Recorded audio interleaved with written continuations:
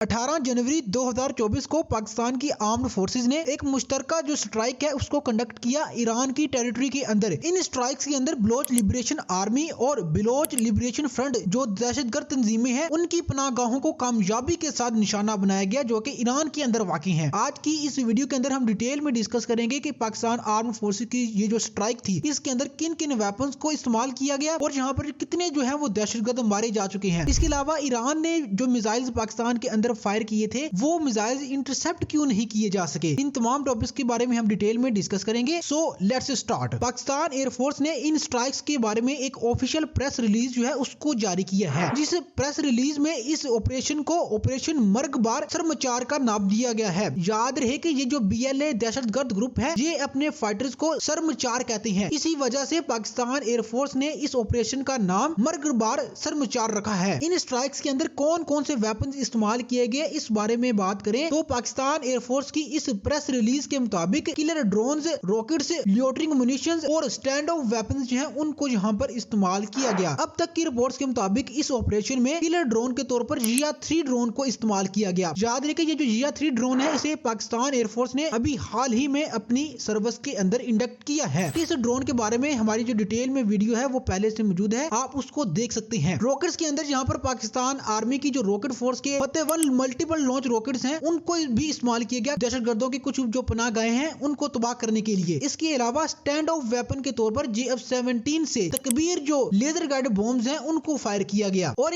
याद रहे कि इन तमाम वेपन्स ने कामयाबी के साथ जो अपने टारगेट्स थे उनको हिट किया और इस सारी ऑपरेशन के अंदर कोई भी जो सिविलियन है आम शहरी वो नहीं मारा गया। इनके अलावा JF-17 फाइटर जेट्स को हवा के अंदर एस्कॉर्ट करने के लिए J-10C और F-16 फाइटर जेट्स जो हैं उनको भी इस्तेमाल किया गया। ये सारी जो स्ट्राइक्स हैं ये ईरान के सूबे बलोचिस्तान में वाक़े सरावान जो एक शहर है वहां पर की गई। और याद रहे कि यहाँ पर टोटल 7 जो दहशतगर्दों की पनाहगाहें थी उनको कामयाबी के साथ हिट किया गया। अब तक की रिपोर्ट्स के मुताबिक इन हमलों के अंदर 9 से ज्यादा जो दहशतगर्द हैं वो मारे जा चुके हैं और ये जो नंबर है ये फ्यूचर के अंदर मजीद बढ़ भी सकता है। जहाँ तक इस सवाल का ताल्लुक है कि इस एयर स्ट्राइक के अंदर जो लोग मारे गए हैं वो वाकई ही दहशतगर्द हैं, इस चीज का हमें कैसे पता चलेगा। तो BLA के फाइटर की एक वीडियो सामने आई है जिसके अंदर वो उसको वादे तौर पर ये कहते हुए सुना जा सकता है कि यहाँ से भाग जाओ, यहाँ पर फाइटर जेट्स ने हमला किया है। और वो ये भी कह रहा है कि उसके जो 2 लोग हैं वो जख्मी हैं या लापता हैं। इस वीडियो को जो है वो आप यहाँ पर देख सकते हैं।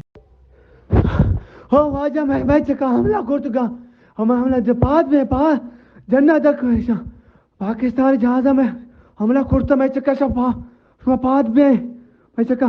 एक तो साथी मैं शुद्ध बाकी खबर ने शुमा पाद में हमला करते शुमा पाद डंडा पे फायरिंग। और बलोच लिबरेशन आर्मी के ऑफिशियल्स ने भी इस चीज को कंफर्म किया है कि पाकिस्तान एयरफोर्स ने ईरान के अंदर उनकी जो पनाहगाहें थी उनको हिट किया है और इन स्ट्राइक्स के अंदर उनके जो लोग हैं वो मारे गए हैं। ये जो स्ट्राइक्स हैं ये पाकिस्तान आर्मी और पाकिस्तान एयरफोर्स की जो प्रोफेशनलिज्म है उसको शोकेस करती हैं। पाकिस्तान की आर्म्ड फोर्सेज ने इस जगह पर स्ट्राइक करने से पहले इस चीज को कंफर्म किया कि यहाँ पर जो लोग मौजूद हैं वो वाकई ही में दहशतगर्द हैं, वो आम लोग नहीं है। इस चीज को कंफर्म करने के बाद ये जो ऑपरेशन है को कैरी आउट किया गया। और ईरान ने ये जो मिसाइल पाकिस्तान के अंदर फायर किए थे इनके बारे में जो एक बहुत बड़ा क्वेश्चन रेज किया गया खासतौर पर इंडियंस की जानिब से, वो क्वेश्चन ये था कि पाकिस्तान इन मिसाइल्स को इंटरसेप्ट किस वजह से नहीं कर सका। तो उसकी मेरे मुताबिक जो है वो 2 से 3 बड़ी वजूहत हैं। सबसे पहली वजह तो वो ये है कि पाकिस्तान के और ईरान के जो ताल्लुकात हैं, जो रिलेशंस हैं वो बहुत अच्छे हैं और पाकिस्तान आर्मी और पाकिस्तान एयरफोर्स ईरान की जानिब से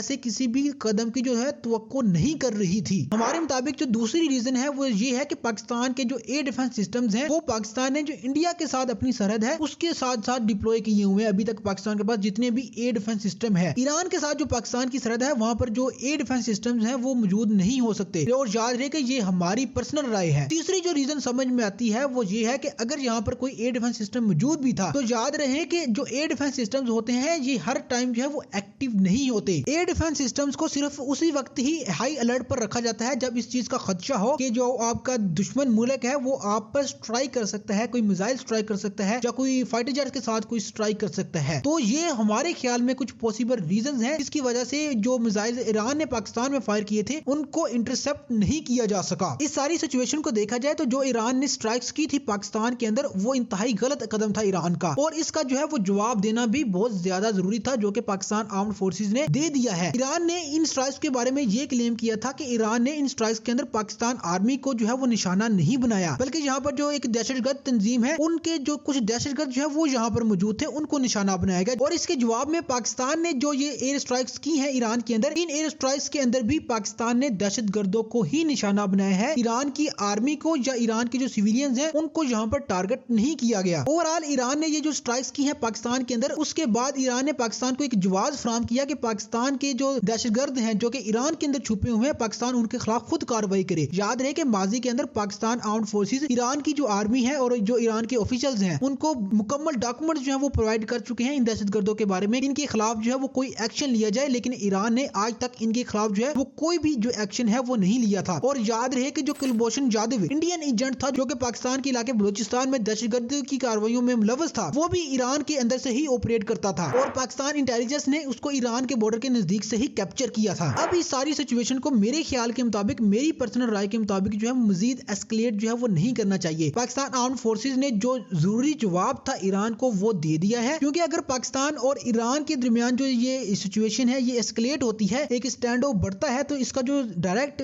असर है वो इजराइल और गजा की जो जंग जारी है उसके अंदर होगा। याद रहे कि इजराइल और गजा की जो जंग है, फलस्तीन की जंग, उसमें सिर्फ एक मुस्लिम कंट्री जो है वो गजा को खुलकर सपोर्ट कर रहा है और वो ईरान है। ईरान गजा की जो हमास तंजीम है उसको वेपन्स भी प्रोवाइड कर रहा है और फाइनेंशियल जो सपोर्ट है वो भी प्रोवाइड कर रहा है। तो अगर पाकिस्तान और ईरान के दरमियान मामला जो है वो कशीदा होते हैं, जो कि इस वक्त बहुत सारी इंटरनेशनल ताकतें चाहती हैं कि ऐसा हो, तो जो गजा की जंग है उसके ऊपर बहुत बुरा असर पड़ेगा। तो हमारी राय के मुताबिक इस सारी सिचुएशन को जो है वो मजीद एस्केलेट नहीं होना चाहिए, इस सारे मामले को अब यहाँ पर खत्म हो जाना चाहिए। आपकी इस सारे मामले के बारे में क्या राय है? अपनी राय का इजहार कमेंट सेक्शन के अंदर जरूर कीजिएगा।